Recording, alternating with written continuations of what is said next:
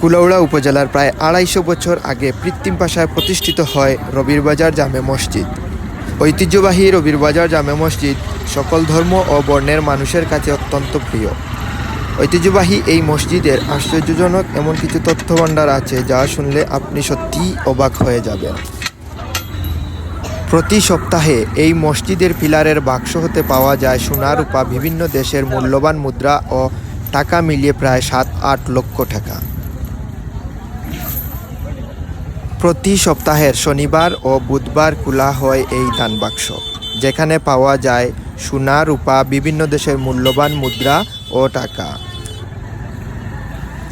এলাকার মধ্যে একটি কথা প্রচলিত আছে যে নিয়তে এই মসজিদে দান করবেন তা মহান আল্লাহ তাআলা কবুল করেন।